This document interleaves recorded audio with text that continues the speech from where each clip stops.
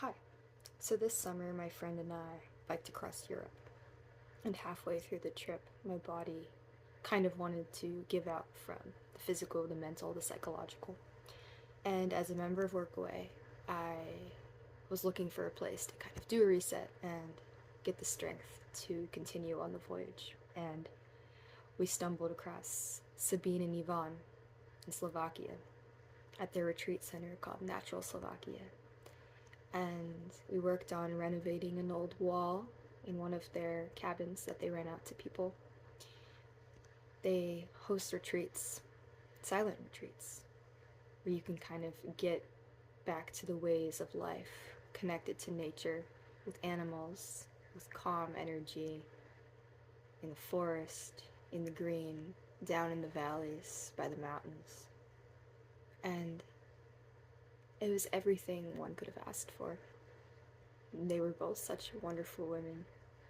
The land, absolutely gorgeous. One of the cool things is that Sabine specializes in human design and pathways. And this being my year of self-discovery and also struggle, I was kind of looking for some support, and she did a reading for me, which parts of I found very surprising. And I wanted to share a little of it with you. Here's the packet I received. She wrote it all by hand and put a lot of thought and work into it, so I really appreciate that. The inner compass.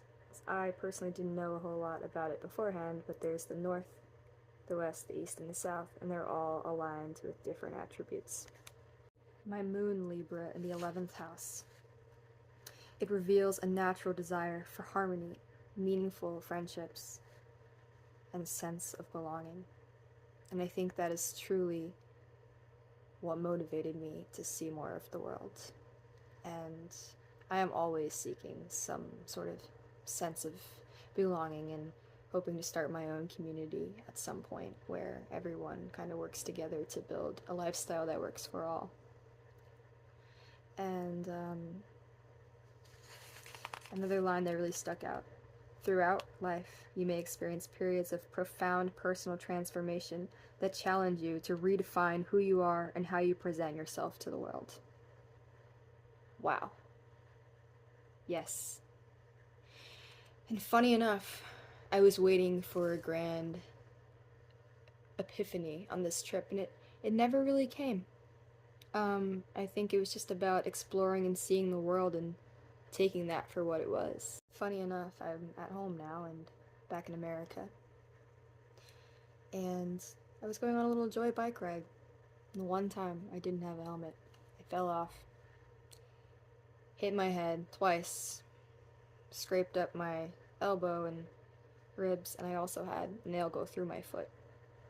It's the first time I've ever had to call the ambulance for myself.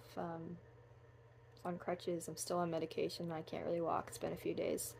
And I think that is when all of this information started to really resonate with me.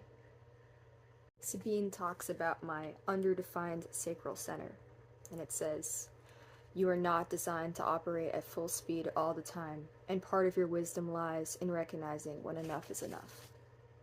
And I didn't allow my body to take the break it needed, and so the world forced me to stop.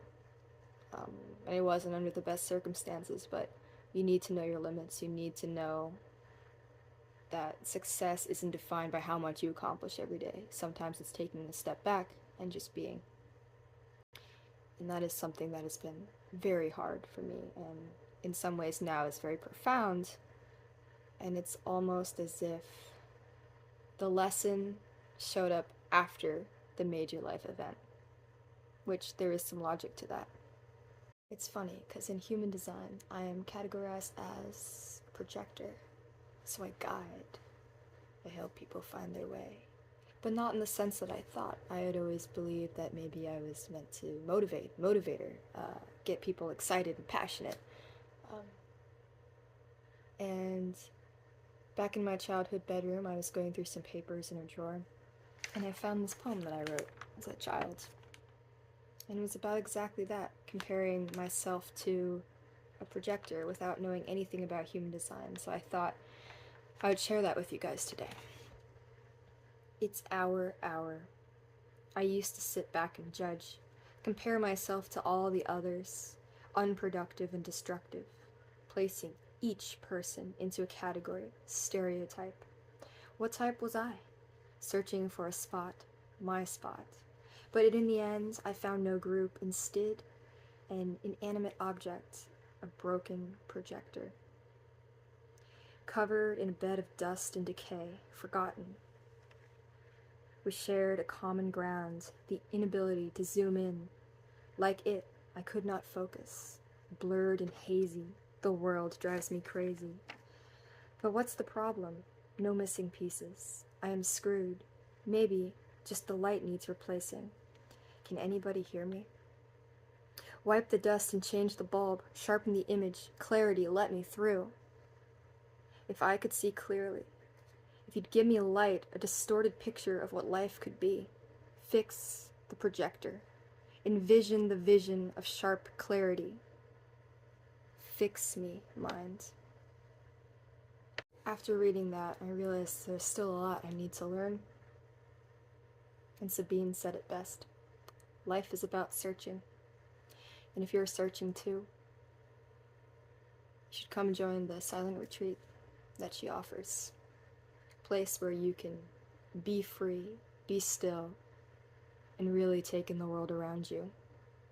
Natural Slovakia.